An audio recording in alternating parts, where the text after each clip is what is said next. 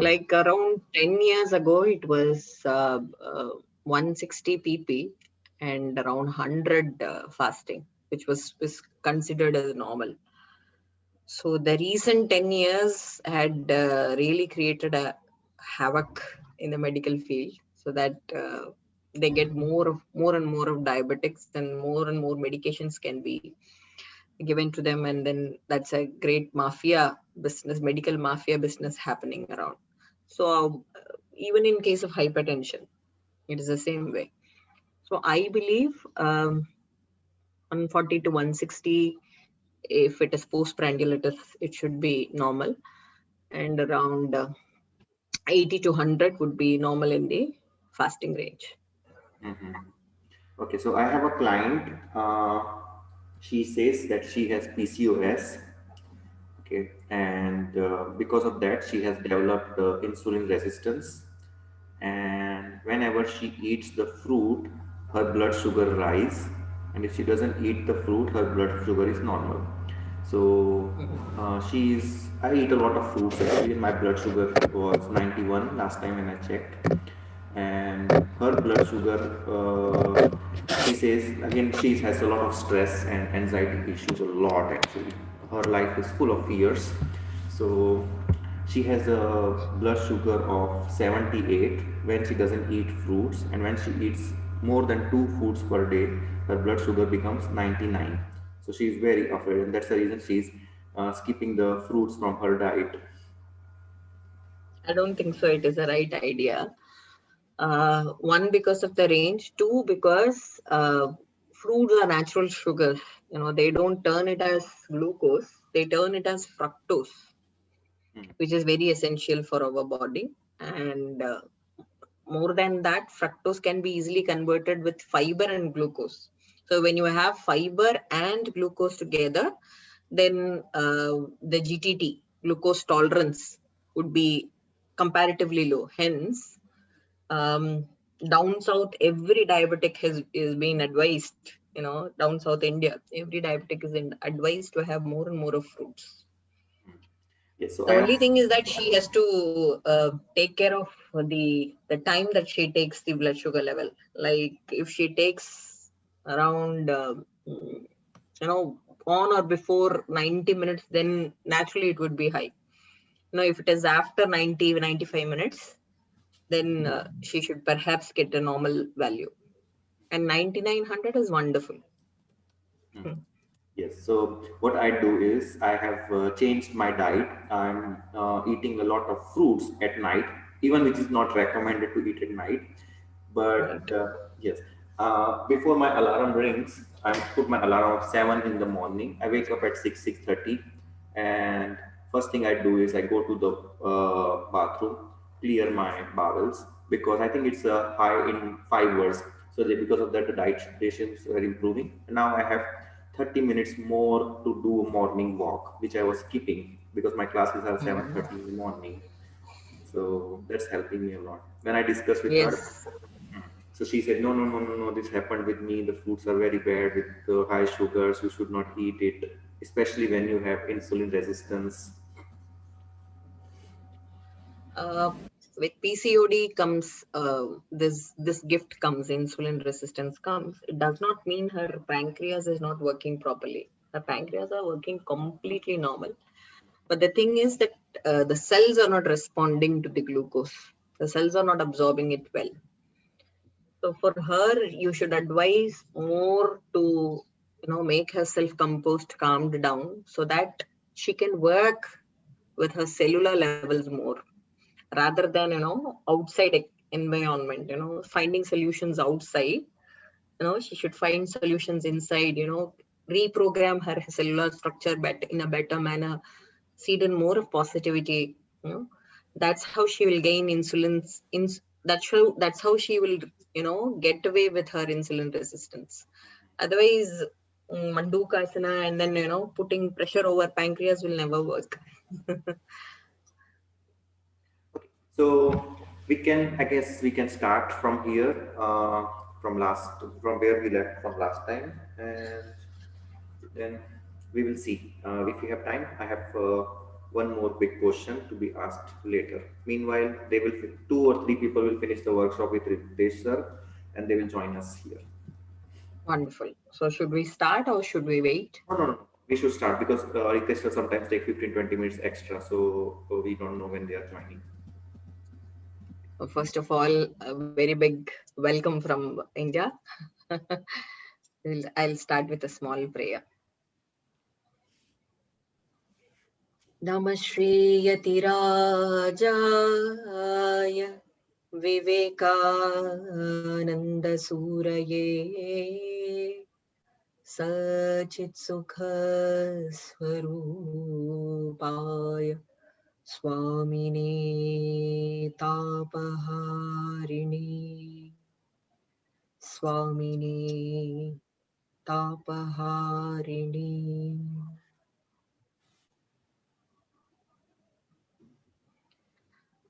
In the previous class, we have been discussing with chakra and alignment, and we have been learning with some, new concepts of chakra body intelligence, how to align our chakras just by making mild transformation, mild changes in the way we think, in the way we emote, in the way we behave with, we interact with the outside world.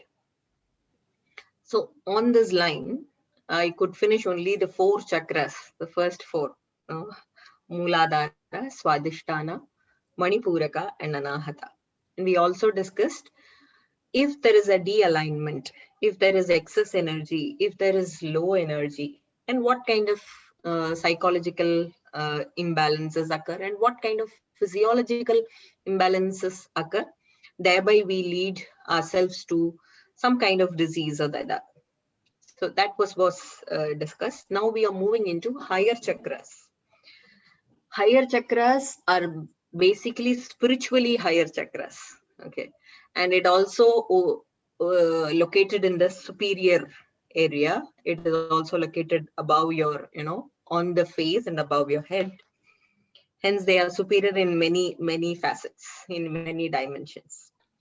The superior chakras or the higher chakras starts from Vishuddha, which is the throat chakra, Agnya, which is the brow chakra, or we can call it as the intuitive or third eye chakra, and Sahasrara, which is there in the Brahmarandra. Brahmarandra, it is just the crown, the mid area of the crown of the head. As I keep on saying that these chakras are energy centers, these chakras are very much energy centers, but they are not physically or physiologically present. They somehow grab hold of the regulatory systems of our human body, So Vishuddha, what is Vishuddha or Vishuddhi chakra or throat chakra is responsible for? As it is present in the throat pit, it is responsible for your communication skills. It is also responsible for your, voice. It is also responsible for your altruism, your way of being human, your way of being right. And it is also responsible for intuition to a certain extent. Agnya is also responsible for intuition. Vishuddha is also equally responsible for intuition. Okay, so this intuition is basically on a different dimension. This intuition is based on reflective mind. If you could reflect over things, learn things, incorporate it over, and then, evolve out of it, that's a kind of intuition which Vishuddha takes care of. Physiologically speaking, it takes care of thymus gland because thymus gland is present in the thorax, and hence Vishuddha is very much responsible. Thyroid and parathyroid glands. It is also responsible for your voice, how cultured your voice are. It is also responsible for your shoulder blades, neck at the back. Hence, any imbalance in Vishuddha, it is very obvious that you have some problem in your shoulders and cervical area. So that is very clear. Since Vishuddha takes care of thyroid and thyroid takes care of metabolism, it is also equally responsible for your immunity. Okay. And hence, any kind of imbalance can lead to fevers, flu, chronic ailments, immune-based ailments. These all things can happen with the imbalance in the Vishuddha. Now let's see what happens when the energy is very much in excess in Vishuddha. People, turn to be over reserved, because when there is excess energy in Vishuddha, you don't speak much. You remain silent, you become reserved more. And what kind of problem that you can face is you try to gulp in certain things which you had to share. You try to keep things inside, store something. Suppose I have some problem with Carolina and I'm seeing her every day in office. I'm not able to talk to her because I found it to be indecent that if I say it, on her face, then she might think of me wrong. So at the time, what do? We gulp certain things, gulp certain emotions, just as we gulp our saliva. So that creates an imbalance in the Vishuddha. Over energy, excess of energy is stored in the Vishuddha. And because of that, we very much become disloyal to people. Disloyalty is because you are not transparent to a person whom you have to be. And you sometimes become cruel because not many of the things can you keep inside. Sometimes it comes out like a volcano, sometimes it will burst out. So sometimes you become cruel, so these are the emotional transformations that happens when there is emotional changes that happens when there is excess energy in your Vishuddha. What happens when the energy is deficient, when there is lack of much energy in Vishuddha? It's just the opposite. You try to talk too much and gain self-pity. I have my problem, I have my arthritis, my back is hurting, I can't work today. That kind of self-empathy, pulling oneself into self-empathy or self-pity is one major change that happens. The second thing is disinterest, lack of interest in any and everything that you do. Because when there is very low energy in your thyroid and parathyroid gland, it actually slows your metabolism down. So when your metabolism is slowed down, you naturally become lethargic. That's the case of hypothyroidism. Although hyperthyroidism also fall into this category. Any imbalance in the gland fall into the category. So when there is deficient energy, you become lethargic. And lack of faith. Why lack of faith? Because when you have faith in someone, when you have faith in the doctor, in your family doctor, she is. Okay, so when you have faith in her, then your problems are treated. But when you have deficient energy in Vishuddha, what happens? You actually lack faith in her, and hence you keep on blaming upon your own diseases, your own problems, and thereby gaining the self-pity. So it is all interconnected. It is not only the lack of faith in the family doctor, it is lack of faith in any relationship for that matter. You blame people just because you are not able to put in the faith. You are not able to mount that faith in the person. And most of these people are intellectually scattered. They think of something and then they try to speak. They try to exchange the idea, and it so happens that their statements doesn't come in one flow. They start to say lot many things. Why? Because they refrain themselves to speak, and they also want to speak. So that's a kind of intellectual scatter that they have. My mother While talking about different kinds of personality, I'm able to relate to certain persons. So my mother is one who has deficient energy in Vishuddha.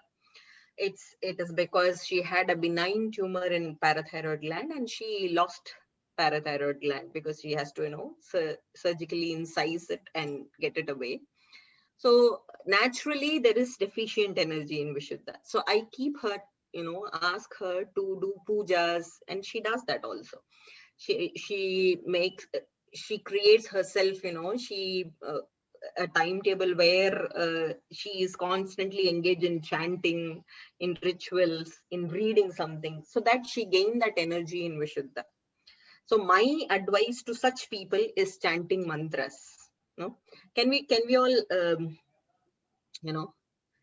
try to do some chanting? No? It would be interesting. Gently close your eyes. Keep your head, neck back, right? Close your eyes. Before moving into chants, observe the status of your mind. Is your mind eligible to chant the divine words? If it is still filthy, scattered, conditional, slowly bring your attention to your breath. Breath is the tool to relax your mind. Now slowly inhale. Let the air move in. Energize the entire head area. Exhale twice deeper and settle down. Breathe in again. Let the pranavayu, the air, move in. Energize the brain, mind. Exhale and let it pacify all the functions of brain and mind. Breathe in again.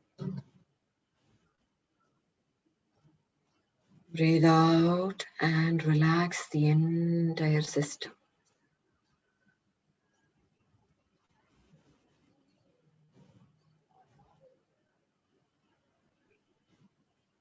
Focusing your mind onto the status of the mind.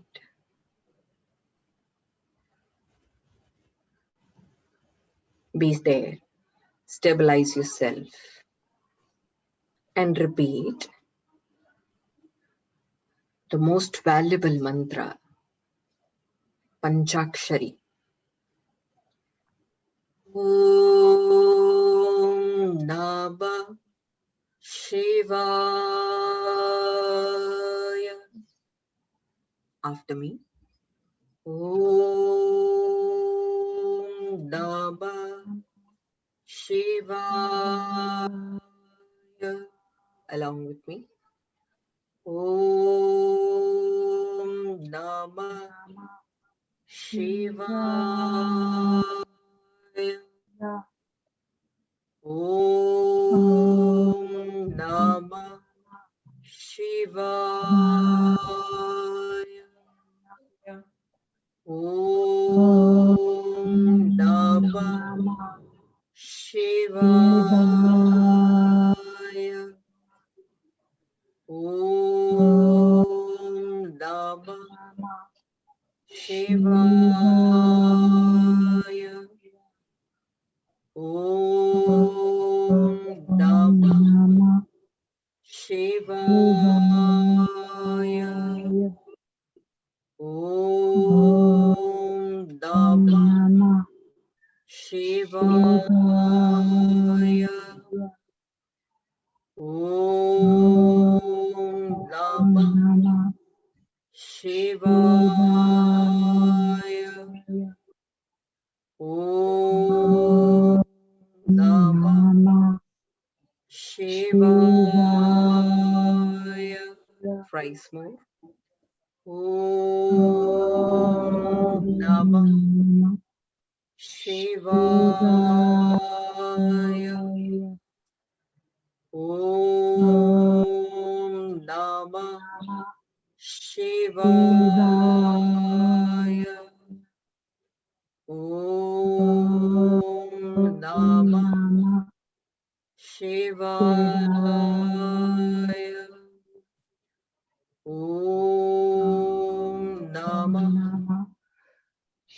Shivaya.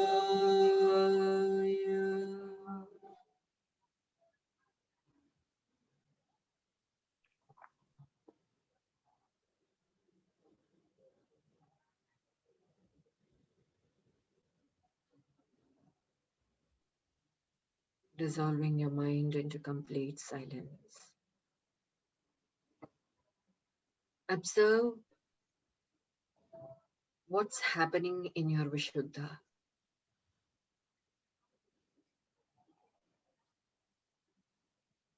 Have a subtle perceptive idea and logically analyze what's happening there.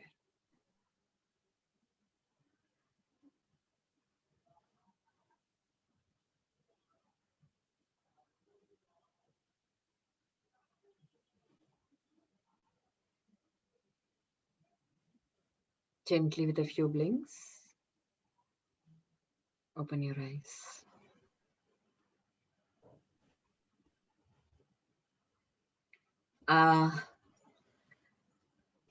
Can this be an interactive session?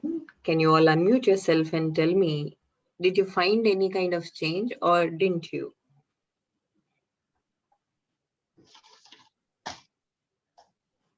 Could you find any change in your throat or the area around your neck?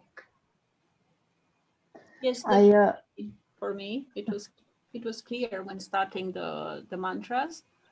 From the beginning, I had the feeling that it's directed here in this region, and then after repeating it, it was how to say, a clear peacefulness, if I can call it so. Peacefulness in mind. Yes. Could you find any change over here? I would say it was, I became more aware of it. I couldn't say other changes. Okay. Anyone else? I think Johanna has something to say. She is all with her hands. Hands are moving. Yeah, I feel it. What did you feel? You should unmute yourself, Johanna. I feel warmth. My hands are moving. Wonderful, wonderful. When you raise or align the chakra, the first, superficial change that you see around the area is the warmth. Yeah. And when you stimulate any chakra, it dissipates, the energy dissipates in the form of heat energy. On the other hand, when you relax any chakra, because there shall be, if excess energy is in chakra, you have to relax the chakra, relax the energy in the chakra. If there is deficient, lack of energy in the chakra, you have to stimulate it. Simple methodology. So when you stimulate, it is symbolized with warmth. Mm-hmm. And when you relax it, it is symbolized with, sensation of cold. It is cool. Mm-hmm. And that's how your body temp cools down when you do the Shavasana. Mm-hmm. Shavasana is the method where all the chakras are aligned and relaxed, because all these 60 minutes of yoga practice, you have been stimulating. So Shavasana is that phase where you relax. It is not stimulation that we are, targeting upon. It is stimulation come relaxation that we target in yoga. That's the approach of yoga. So you should identify which personality you are. If you don't talk much, if you have trust troubles, troubles trusting people, then you should know where you have to work with. So there's this chakra body intelligence that we say that you have to adopt to align this chakra. One is truthful expression. When you start manipulating things, it becomes very difficult to lead life. When I say, Carolina, that I'm going to go Mumbai, the next week, and I meet Imola, And then I say, I'm going to Delhi the next week. And I'm meeting Alina, and I'm saying that, no, I'm going to stay home this week. So when I try to manipulate things, the first and foremost thing that I shouldn't be saying, Carolina, that I'm moving to Delhi, because I've told her Bombay, right? Mumbai. So I have to keep things in mind that I've been, making every statement false, and I have to keep a record of all those things. That itself is a bigger stress. So Vishuddha is opening up. Vishuddha is speaking up for truth. So when you handle this ability, when you could incorporate this ability of truthfully expressing yourself. No, that is not possible in this modern world. Postmodern world, you have to be diplomatic. If you are diplomatic, then people will, love you, like you. Those are the people who love you when you are diplomatic. They speak when you are not there. They gossip about you. Those are the people you are impressing. Why do you have to impress people? Be the way you are. Truthfully express yourself. However you are, you portray yourself as you are. Easy, no? Easy peasy. Life is very easy. There's no complications. You don't have to think about what did I say to Imola? What did I say to Carolina? It is very easy. So truthfully expressing yourself is what you have to transform into. That is the kind of behavior you have to handle with when you are dealing about chakra, Vishuddha chakra alignment. The second most important thing is Vishuddha, as I have already told, Vishuddha also takes care of shoulder blades and neck. Neck and shoulder blades are the areas in yoga we consider as the ability to hold your responsibilities. Might it be familial, might it be professional, personal, everything included. So when you are able to hold your professional, personal, familial responsibilities well, your shoulders are relaxed, and to those people, they find it difficult to find the work-life balance, the work and home balance. If you touch their shoulder bones, the muscles over here, it would be stone, rock. So, and those people get this cervical spondylosis. The stiffness of the muscles is the first stepping stone to get the cervical spondylosis. I hope Aurelia can very well relate to this, because she is a homeopath and she understands this. So when you have stiffness of the muscle, then find there is some problem. When you have stiff calves, then you have to work with your quality of sleep. When you have stiff back, you have to work with the ability to, hold your life with some kind of self-esteem. If you don't have self-esteem, then your back will trouble. When you have problem in your responsibilities holding, your neck and shoulder blades will trouble. So Vishuddha says, one, that you have to, truthfully express yourself. Two is holding those responsibilities as Swadharma and not as burden. When you think your responsibilities as burden, when you have a troublesome child, raising him or her is an issue, it creates stress. Then naturally our reaction is, it is a burden. Let her become 16, I'll just chuck her off. That burdensome responsibility holding is not going to help you. All the more it is going to push you towards cervical spondylosis. It is going to push you towards tennis elbow. It is going to push you towards, stiff shoulders. What do they call that? I'm not getting that name.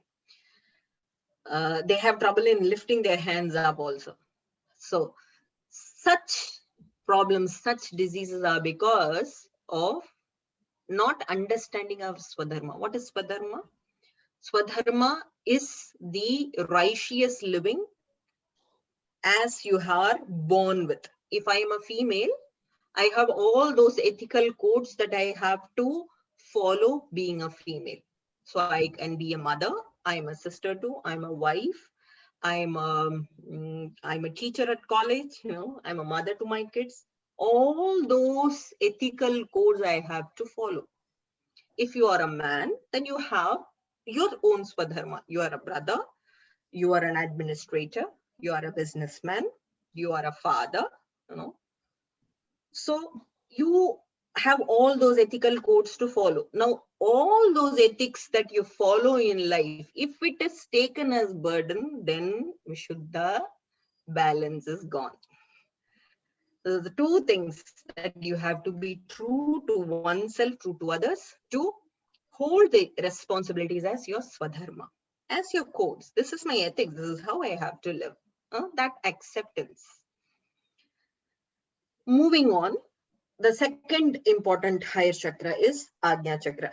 I have a big bindi today. Agnya Chakra is found in between both the eyebrows. Why is that we put bindis? We Indian female put bindis over this eyebrow center. That's one big question, right? Yeah. Agnya Chakra is equally responsible for intuition and is also responsible for hypnotism. You can be hypnotized very easily when you have a weak Agnya Chakra.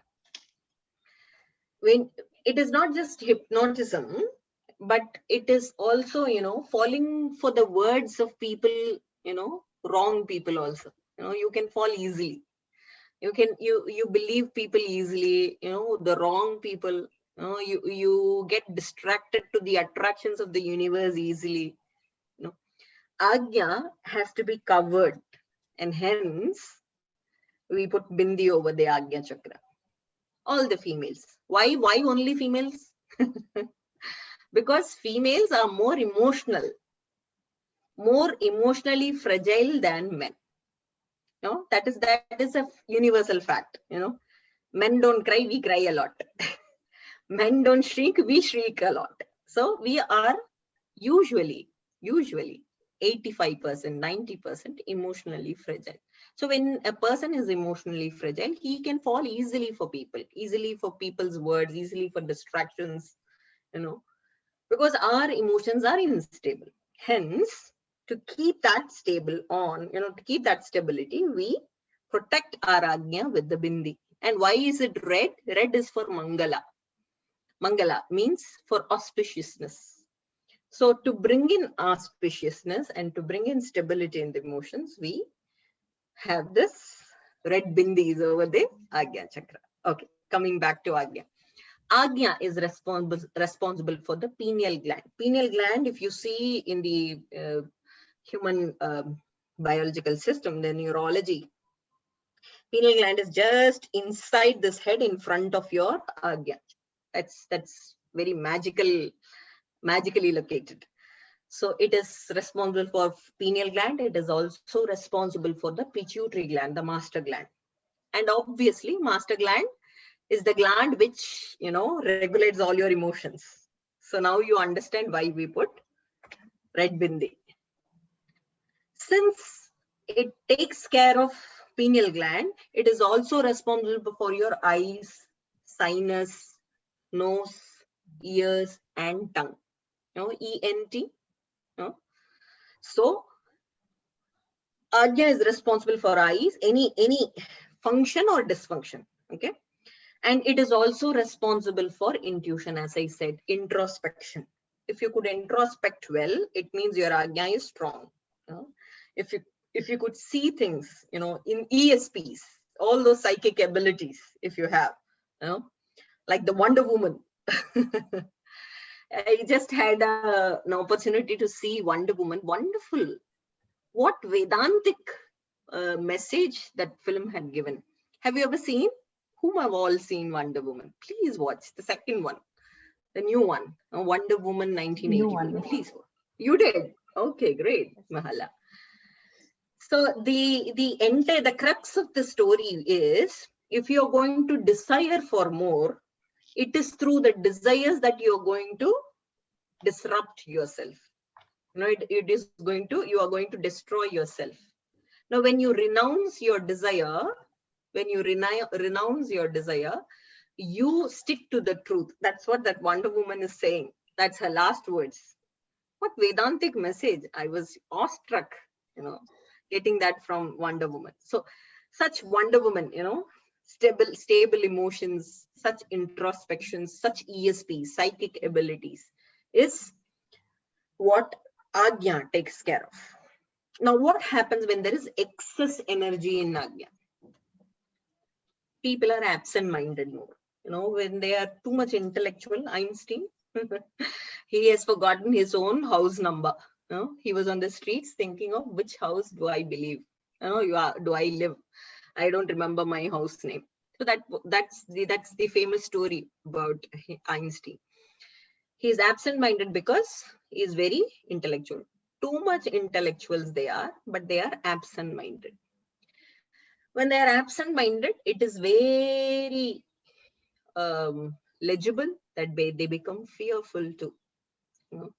There's no security, you know, because they don't have their own ability to control themselves. Hence, they are fearful. You know? They are scared. Most of the problems that happens through excessive chakra in the excessive energy in the Agnya Chakra is schizophrenia, depressive neurosis, anxiety neurosis with suicidal tendencies. You know? If you find those schizo people, they say 10 years back, he was such a good fellow. He could grasp so many things. You know, people who appear for competitive examinations become schizophrenic. Can you see that relevance? Why? Because too much of energy in the Agnya. You know? That can create so much of psychological disturbances, so much of physiological disturbances. And then if not that much, if the energy is a little high, then you can get migraine oriented disorders, because it is also responsible for eye sinusitis. Migraine is also sinusitis induced. Migraine is also acidity induced. Migraine is also neck related issue induced, cervical induced. So headaches, migraines can also happen due to imbalance in the Agnya. When there is deficient energy, how do they behave? They try to avoid people because they are completely intellectual. They are superstitious also about it. You know, sometimes very superstitious. Sometimes they avoid people because they don't find the others to be matching with their own intellectual frequency. So they try to avoid people. And because of this avoidance, they always brood melancholy. You know, they are always sad, and they are happy being sad. You know, these are a set of people who love melancholic. They're not poets though. They're not John Milton, but they love being melancholic. So such cases happen when there is deficient lack of energy in Agnya. Now, what do you got to do to strike that balance in the chakra? The first thing is insight. You know, the introspective idea, the knowledge that comes from within. You have to trust your insights. When you don't trust your insight, what happens when you don't trust your insight? It happens only when your insight says something else, when your intuition says that, Lalita, you have to do this. This is good for you. You know, but your intellect starts to pop with some other message saying that no, there is no financial security in this. You don't have to take that path. You have to take this path. It happens only when you don't believe in your gut feeling. Gut feeling is what you have to trust with. And that comes from your antaratman. That comes from your inner self. And that will always be right. How much ever logical you are, how much ever intellectual you are, those intellectual logical explanations will not work when you lead something like life with reality. So you have to trust with your insights, the first thing. The second thing is release of negative thoughts. Manish was just talking about someone, some client of his, she has this fear, she has this anxiety that if she eats any fruit, her, glucose levels can go high. No fruit can do that. You ask any medical doctor, he will say you have how much ever fruits and raw vegetables or vegetable juices if you want to have, you can. Why? Because although there are medical facts, I see myself to be, after having fruit, my glucose levels raises up. So I see only logic in my own experience, but do not find any generalized fact. I'm not trusting that. And this happens because of my anxiety. This happens because of my fear. So that fear, anxiety oriented negative thought is what you have to stand against. So when you're going to release those fear and anxiety, revoke those negative ideas, negative attitude within you, there strike balances in the Agnya. These people are so, fantasy and real world imbalanced people. They fantasize more, but the real world is something else. This happens only because they lack the ability to live in present moment. Now, there is this person, you are in a toxic kind of relationship, okay? But you are gaining something or the other from this relationship, some kind of love, some kind of security, but still there is no regard, there is no respect. You still stick to the relationship and fantasize that this relationship can lead to something good, but the real world is saying something else. You have to get out of this toxic relationship.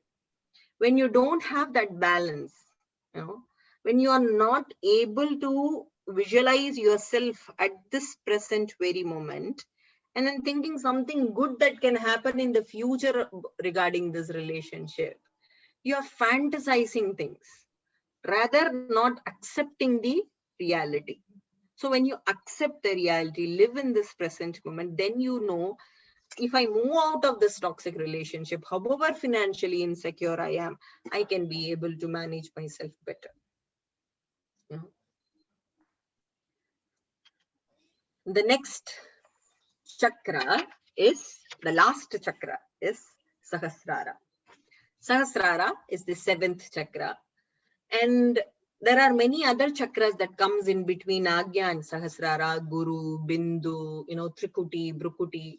We're not going to deal with such, innate spiritual chakras. That leads to a little different kind of dimension, where evolution of a human to a divine man can happen through Bindu Bedana, Bindu chakras opening and then reaching up to Sahasrara.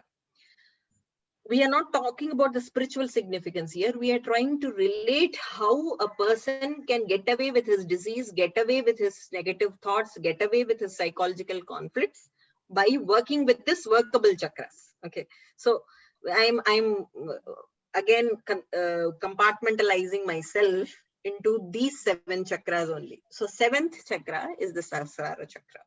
Sahasrara chakra is equally responsible for pituitary gland. It is also responsible for hypothalamus. I did a workshop on yoga for homeostasis. I'm doing actually with a set of Europeans and the Sri Lankans. They are yoga instructors themselves. So there I lay emphasis upon this hypothalamus. Hypothalamus, though is situated right above, and then we regard pituitary gland as the master gland, is the primary gland. There we have to work. If there is balance in the pituitary gland, then all the hormones of all the other endocrine glands like thymus, thyroid, parathyroid, pancreas, sex gonads, sex gonads, all those hormones will be normal. That's what we generally believe.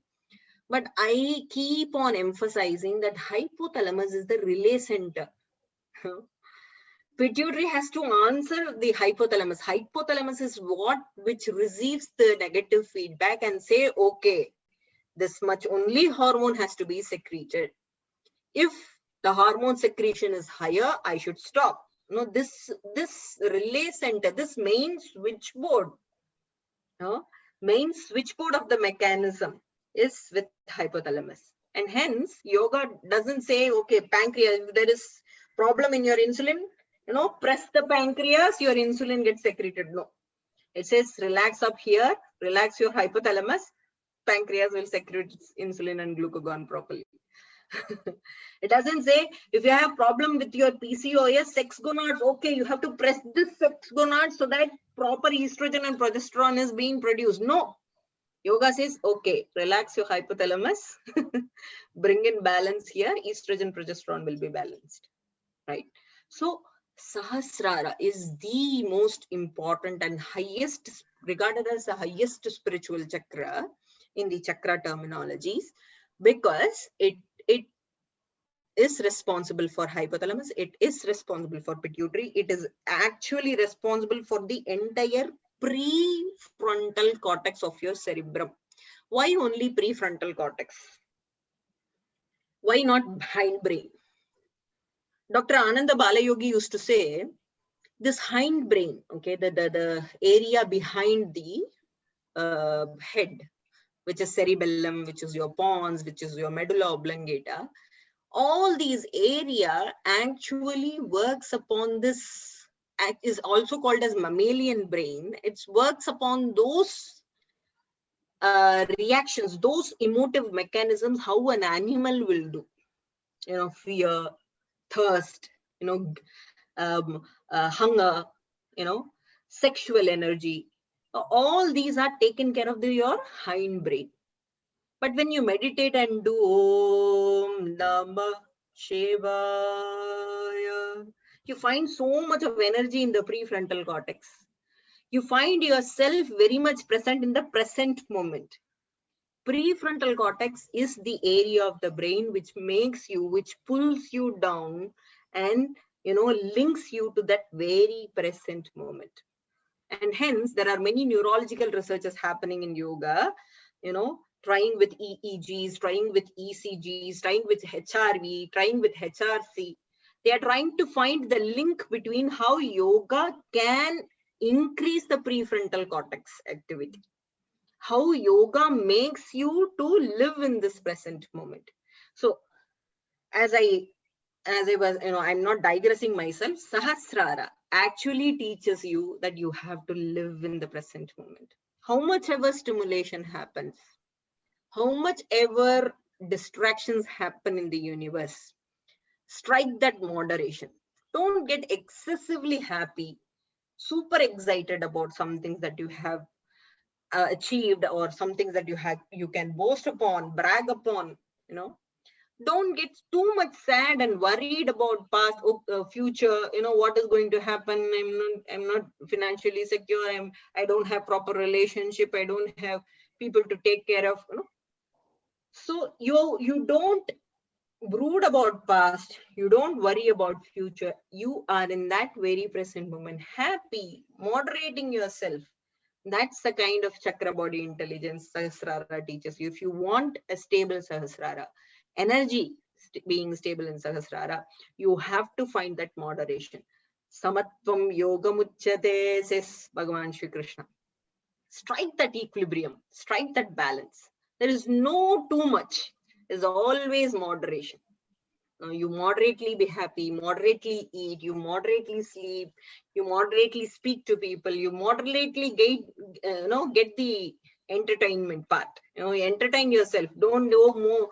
Don't do too much of Candy Crush. Entertainment is also in moderation. So everything is in moderation. That's what Krishna says. If you're going to do that, you are yourself a yogi, he calls. Sleep, entertainment, work, speaking to people, behaving with, outside world, interaction with the outside world, everything should be in moderation. If you're going to do that, you yourself are a yogi, he says. So such strengthening spiritual values, such strengthening that we are doing with every week, every week we are coming up with some or the other theme and trying to spiritually strengthen ourselves with that value. So Sahasrara is strengthening the spiritual value of moderation in life. So, sorry, I directly jumped into the chakra body intelligence. What will happen when there is excess energy in Sahasrara? You will find this neurologic problems, godlike complex, we say, I am the supreme, that kind of ego orientation. And then you have problem in being intolerant about things, you're arrogant about things when there is high energy in Sahasrara. When there is low energy, then you lack creativity, because prefrontal cortex is about creativity. You lack the inspiration. You have the inability to lead life properly, because there is no balance, there is no moderation. So your spiritual balance is lost. Your way of perceiving life is impartial, is partial, and you are not a self-sustained personality when there is less energy in Sahasrara. Now, if Manish could help me permit to share something to participants, if you could make me a host for 5-7 minutes, I would like to share with you people, because I've been doing many researches in this chakra and energy balance things. My PhD research was on many other facets.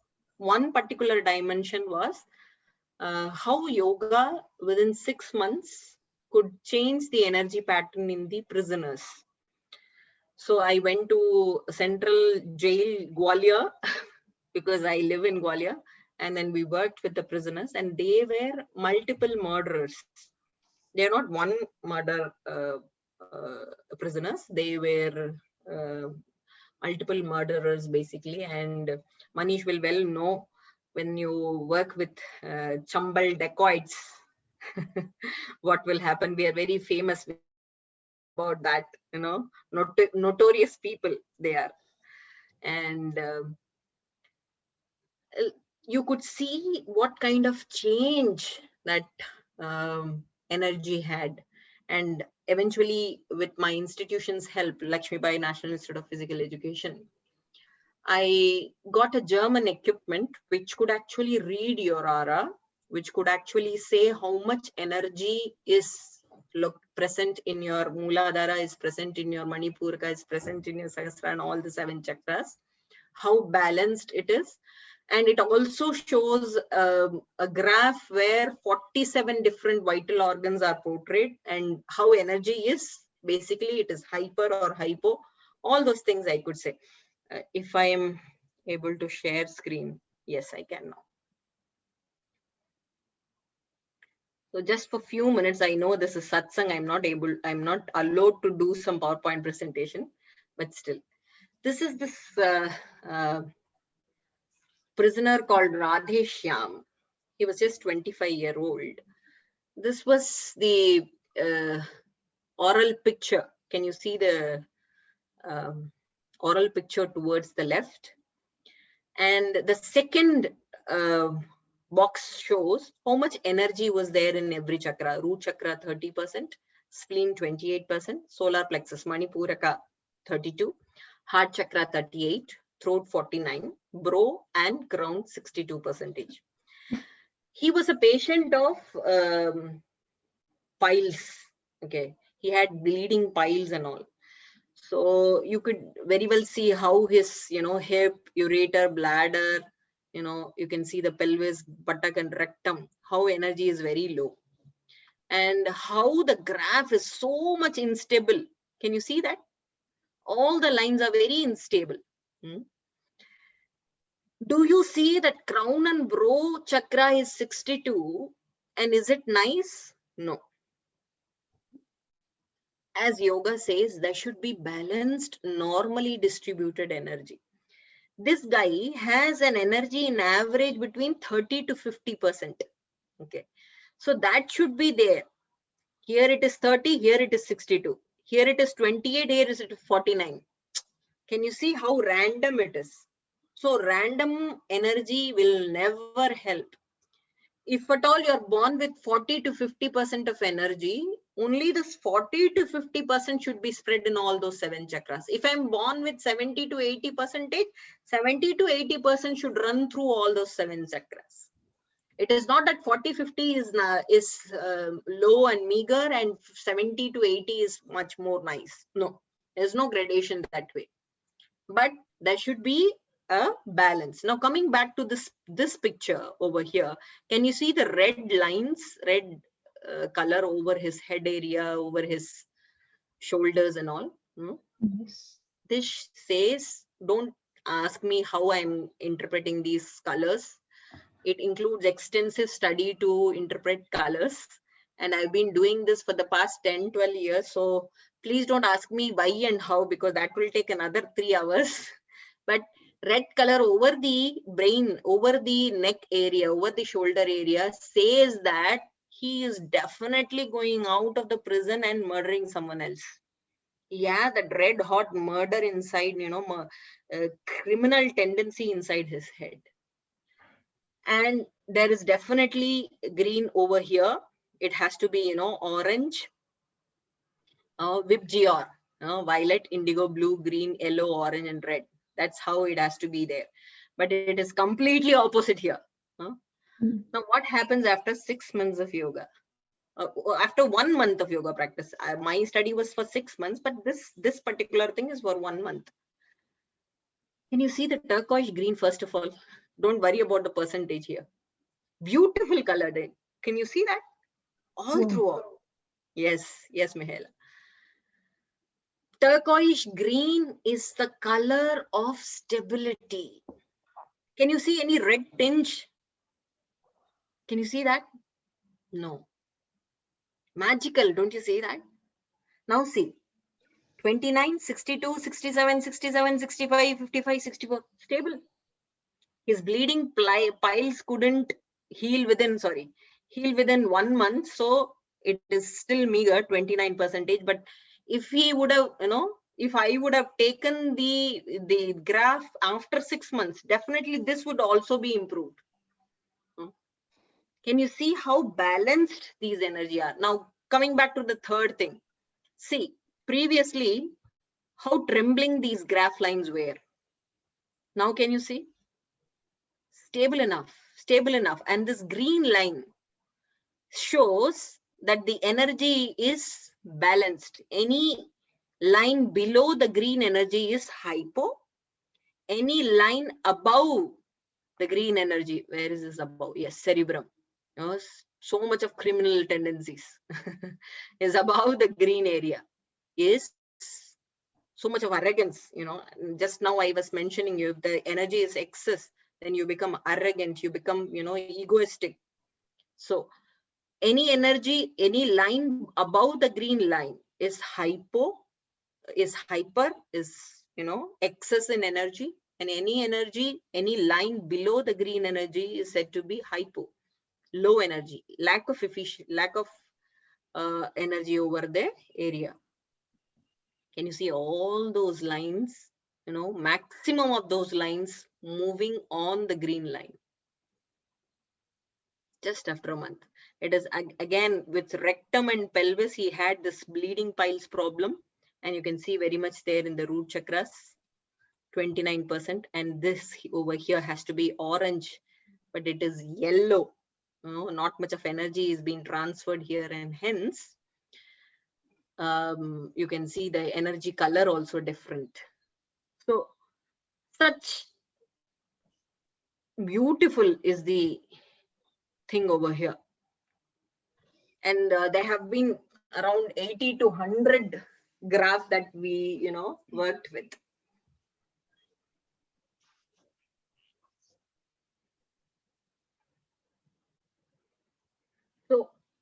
any problem in your physical body does not say that there is this problem in your endocrine system, there is this problem in your nervous system, there is this problem in your digestive system or excretory system. No, it definitely says there is problem in your behavior. If you are going to align yourself back, behavior wise, moods wise, emotions wise, you're going to get relieved of all those disorders. If there is any anorectal malfunctioning, you have to work with Mooladhara. You have to stay grounded. Don't fly. Don't get super excited. Be grounded with reality. If you have any sexual deformity problem or PCOS, something or the other, it does not mean only reproductive ability, but it can also mean, menstrual phase, menopause phase, So what do you got to do? Work with Swadhisthana. What do you got to do with Swadhisthana? You have to focus on the relationships, affair that you have. If you have problem with your father, please make amends. If you have problem with your boyfriend, please make amends. So gastrointestinal disorder, it's again relationship affair. If you're going to make amends with Manipuraka, make amends with the person, Manipuraka disorder, because these two are very much connected, very, very much connected. And then if you have any hypertensive problems, hypotensive problems, if you have any heart related problem, coronary artery disease, if you have asthma, if you have bronchodilations problem, if you have allergy oriented problems, then it definitely means you have to work with your anahata, means that you have to start loving people unconditionally. Unconditionally. You have created certain boxes in your brain saying that only those people who come into this box will be lovable. Just the opposite would be hated by me, or I'm going to ignore these people. No, if you're going to do that, they are not the people who are suffering. It is you who are the sufferer. Okay. And then Vishuddha. Vishuddha, again, if you have cervical spondylosis and any kind of shoulder blade problem, any kind of, vertigo problems, hypotension problems, you have this dizzy head and all those things, coordination problems with brain and hand coordination, then there is some problem, thyroid, hypothyroidism, hyperthyroidism, metabolic disorders like obesity, metabolic disorders like diabetes, work with your Vishuddhi. Start expressing yourself truthfully.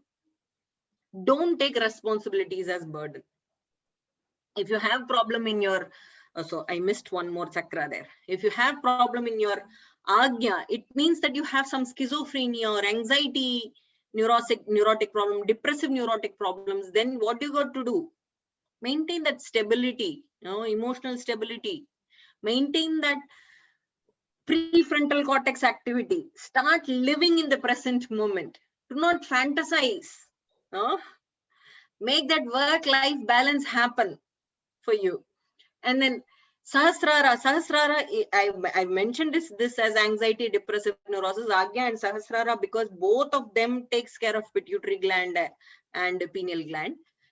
Sahasrara also takes care of hypothalamus. So any kind of endocrinal disorders can also happen because of Sahasrara imbalance.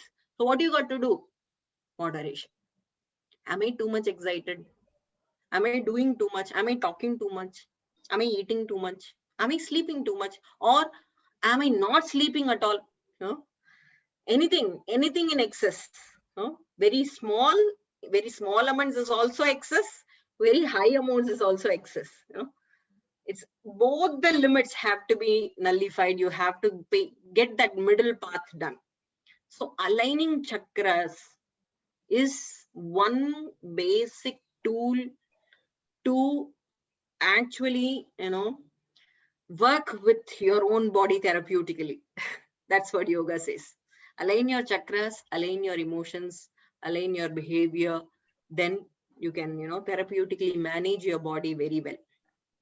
First thing, focusing on the level of cause. Why is this happening? When you know the cause, then focus on the effect. Why am I not incorporating? When I know the cause, still I'm not ready to work with it. Why? Because no, this is my nature.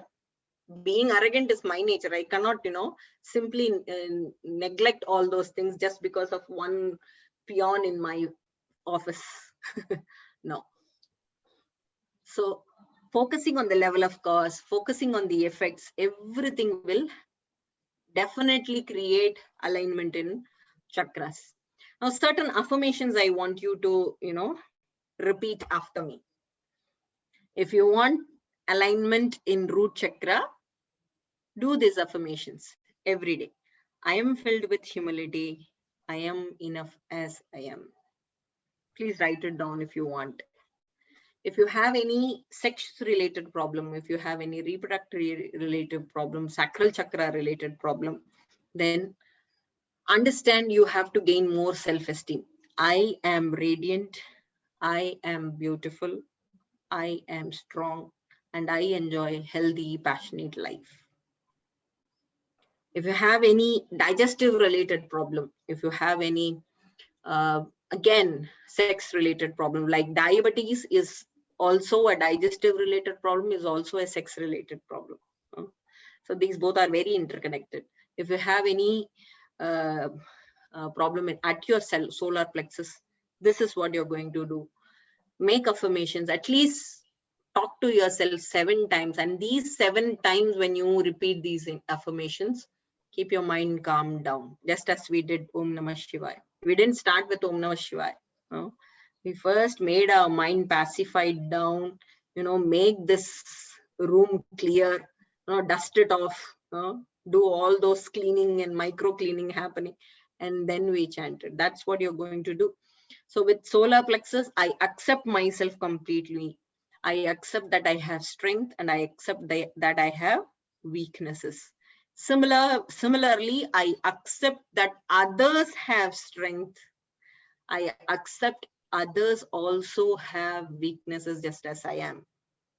When you have problem in your heart chakra, definitely there is a coronary problem or a cardiac problem or an asthmatic problem, or you have got any skin allergy problem, love is the answer. Love, unconditional love is the answer to everything. So you be ready to give and receive this. When you're able to give, then only you will receive. Cosmos will only give you those things that you have given it to it on the first hand. If you give love to it, it will come back with million times of love back. If you will give, hatred, if you will give dissatisfaction, if you try to throw stress to the universe, it will throw the same things million times back to you. So what do you want? Choice is yours. Throat chakra. My thoughts are positive. I should and am expressing myself truthfully, clearly, without manipulating anything, without any manipulation, without any, diplomatism involved. The third eye chakra, or the Agnya Chakra, or the intuition chakra. I am wise and I understand the true meaning of life situations. Life is this. It will come with sorrows. It will come with pleasures. It will come with nuts. It will come with peanuts. So, however it is, I am accepting to all these changes. I am very much in this present moment. I am not brooding about my past, saying that, oh, when I was with my parents in my village, I had a wonderful childhood days. Golden days they were. Or worrying about your future will never give you any kind of solution. Crown chakra or the Sahasrara chakra, what you got to do? Only thing, moderation. Moderation is samatvam. Samatvam is equal to yoga. Yoga is that divine energy. So I am completely one with that divine energy. Whatever it comes, however bad, however good, however neutral it is, I am going to be, acting with sane mental attitude, with moderation in all the things that I do, in all the things that I speak, in all the things that I eat, drink, speak, laugh, everything that I do. So this is what I need to tell you. There are many other things, with massages also, chakras can be aligned, with yoga, with meditation also, chakras can align. But to me, if you ask me personally, that with all these workshops around, I should say, 17 years of my experience in the field of yoga, in treating so many patients, if you ask me which one will work, only this very change of behavior that you do can align the chakra very much. Because massage, for the time being, you be relaxed, and Vishuddha gets relaxed, upward movement over the Vishuddha. Anahata back, if you're going to massage your back of the middle back, your spiritual chakra, your heart chakra gets the energy. But that is all temporal. That is all temporal. Asanas, once, when you do asana, there is stimulation energy. Shavasana, when you relax, there is relaxed energy. But that is gone again. The basic ethic, the basic code has to be reprogrammed. Find yourself, where do you fall, and then act accordingly. Thank you so very much. I took 10 more minutes. I'm very sorry, Manish. No issues. I have time. 20 more minutes. Okay. So, any one of you have any questions? I have a question. Would you tell us more about your work in the prison? You said that in 1 month there were a lot of changes with yoga. But what exactly did you do, and how much time a day for it? Okay, my research work is on effect of psychological, physiological, and fitness change, in the central jail prisoners. So I took certain parameters, certain assessments of physiology, like resting heart rate, resting pulse rate, systolic pressure, diastolic pressure, cardiovascular endurance, trunk flexion, and all those things, all the physiological parameters. And then certain psychological parameters like social maturity, life satisfaction, frustration, and then found the changes in the parameters. And then fitness based, where I did certain fitness oriented parameters. I don't really remember all those parameters now. There were around 27 to 33 parameters that I did, variables that I included in my study. This biopulsar study, this chakra based balance is assessed by an equipment called biopulsar reflexograph. So this biopulsar study was done for a month. I didn't do it for 6 months continuously. I wanted a, short-term benefit. How much short-term can help the energy enhancement. So the pictures that I showed was just for 1 month, pre-data and post-data, pre-yoga, and then what happened after a month's practice of yoga, post. So that's what I produced it over here before you. And in the yoga module, we did everything, Imula. Not only asanas, not only pranayama, not only meditation, we made them yoga instructor themselves. There were 55 of them who could read, write, and, speak in Hindi. That's their native language. So to those who can read and write, we picked those 55. There were about 85 participants. We made those 55 participants to, orient with yoga. We taught them Vedanta, just as I give you all these satsangas to you. We made them study all those things. We gave them examinations, they taught themselves asanas and all. And then we also did something called emotional culture with the sessions of bhajanas,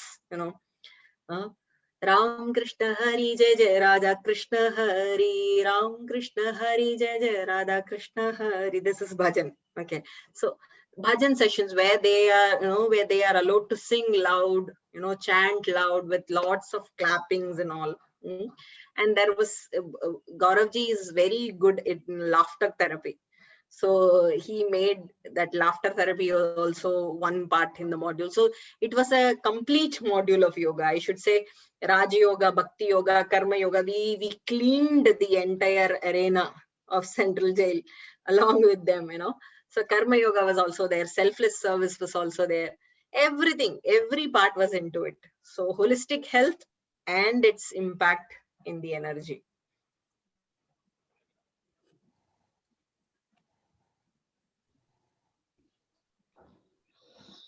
We should all go to prison.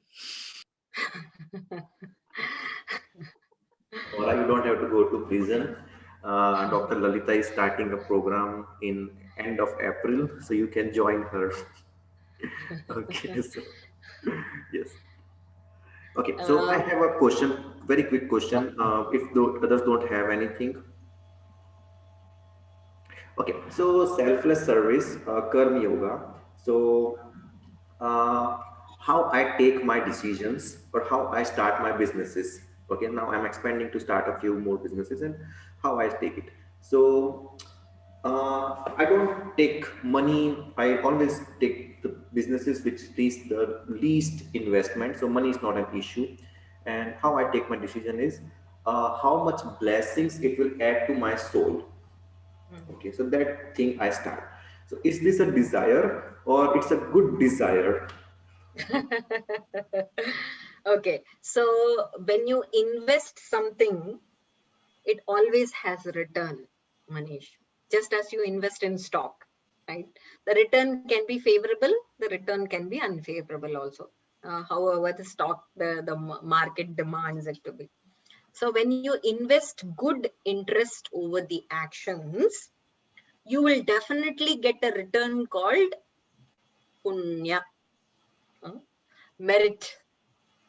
But Vedanta says vesting those good interest over action is also equally dangerous as vesting the bad interest. Why? Because we want our backpacks to be, halka, to be very easy, to be very light. But if you are going to stack ourselves with more of punya and papa, more of merit and demerit, you are going to end up having one more life to enjoy all those merits and demerits. It is not that this activity which gave the merit, which gave the karma phala, you're going to reap it the same life. No. Manish will be another, elephant in the woods, reaping the benefit of Manish as an elephant. So, hence, there is no point, right? Vesting good interest, vesting bad interest into action has no point because it is not going to anyway help you in this life. Hence, what is wise way of living is relaxed way of doing things.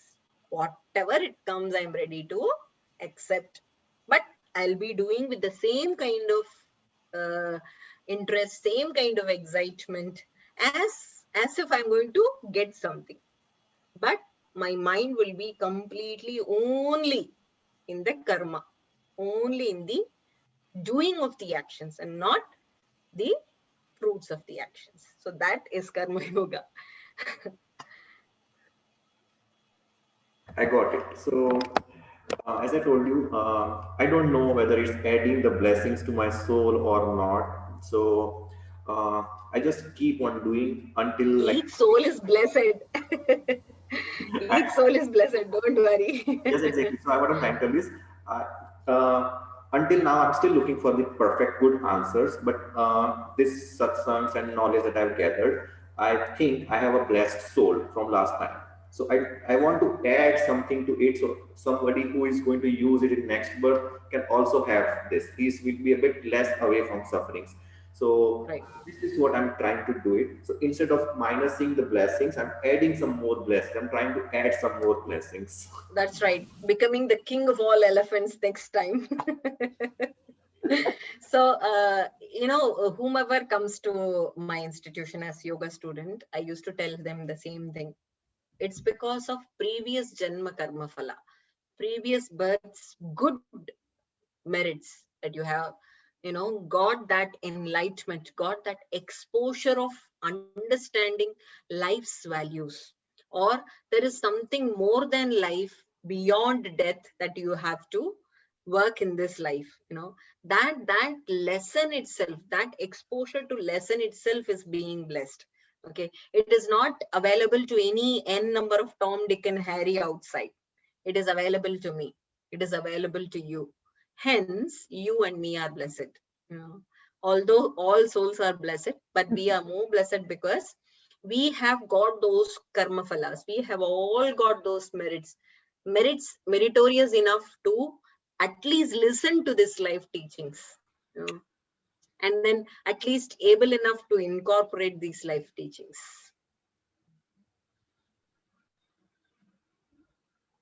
Okay, so if you don't have any questions, we'll conclude here. I have a big question from somebody that we can discuss next time because it's already late.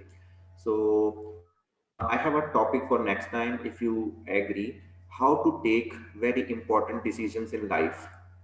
Okay, so that question is from that type of only. So I It can. has to be little more relevant. How to make big decisions in life.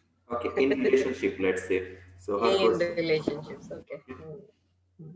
Right. Yeah, I will also tell you how I put how I used Chanakya Niti. Chanakya Niti was a politician in India. How I used Chanakya Niti to build my relations, and you can correct me if I'm doing wrong. So important decisions in relationship. Next topic. Okay. Okay then. So we'll conclude it here. Okay. One more thing. Last thing. Since Dr. Lalitha mentioned some presentation in this, I always give audios as recordings to people. I was wondering, can I give videos this time because there was a presentation in between? Do you mind if I will give it as a video of this? It's okay. I don't think so there would be any problem. Yes. Listening to all these chakra alignment intelligence, I don't think so. Okay. If you have anything, please write me and I will find some solution. Okay. Otherwise, thank you so much for joining and see you next Sunday. Thank you, Dr. Lalitha. Bye-bye. Bye. Thank you. Thank you. Thank you. Bye. Bye bye.